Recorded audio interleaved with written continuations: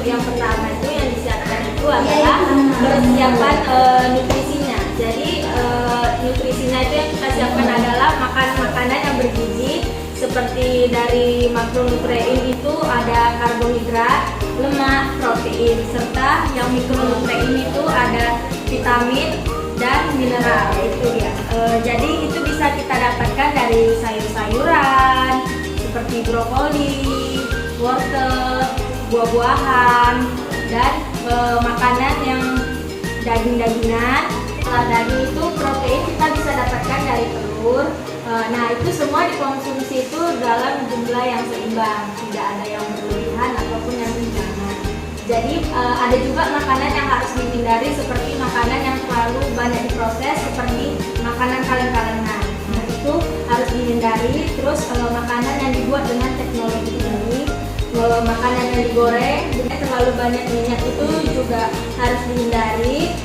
Yang makanan yang diproses dengan melalui bakar-bakaran, makanan instan atau junk food itu harus dihindari ya kan. Kalau bisa lebih hidup sehat lagi dan membuat makanan sendiri di rumah. Jadi peran nutrisi dan vitamin ini sangat berperan penting terutama pada saat persiapan kehamilan. Yang pertama, ibu yang sudah cukup kebutuhan gizinya terutama mikro dan makronutriennya itu memiliki peluang kehamilan yang lebih tinggi.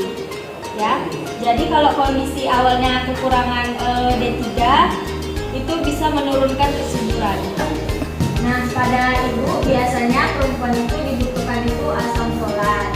Nah, asam folat itu bisa kita dapatkan dari sayur-sayuran seperti brokoli, bayam, dan yang lainnya. Jadi asam folat itu sangat berperan penting untuk mencegah defek atau cedera pada janin serta mencegah kecacatan pada janin. Zat besi kita bisa dapatkan dari sayur dan ubi yang biasa kita makan sehari-hari, itu biasa untuk mencegah anemia.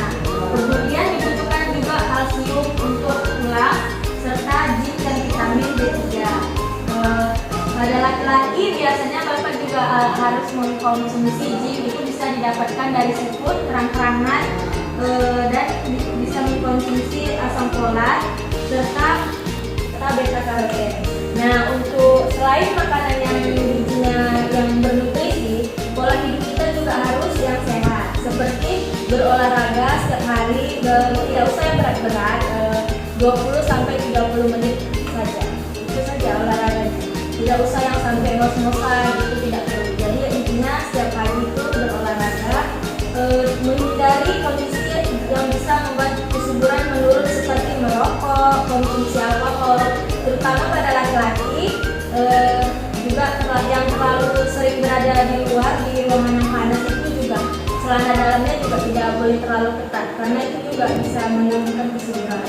Konsumsi juga itu harus bervariasi dan seimbang seperti daging, kacang-kacangan, sayur, buah, tahu, tempe,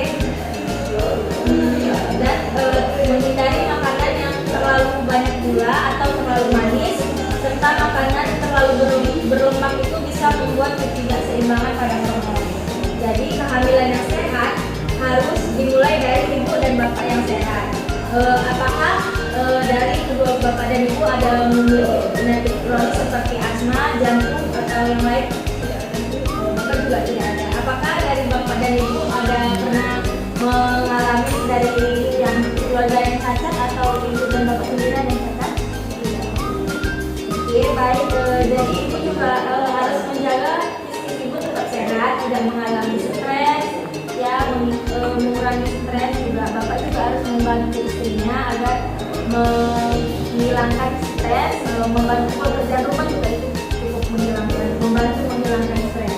Juga hindari hobi atau pekerjaan yang berbahaya seperti merkuri, timbal, dan pestisida. Dan apakah di rumah ibu dan bapak memiliki hewan peliharaan? Jadi seandainya ibu dan bapak memiliki hewan peliharaan itu harus mendapatkan perhatian khusus dan sudah diterapkan vaksinasi. Nah, jika ada yang kurang bisa ditanya. Cukup? Oke. Jadi untuk ibu harus sebelum kehamilan itu juga harus mengkonsumsi dimulai dengan hidup yang sehat, makanan yang bergizi,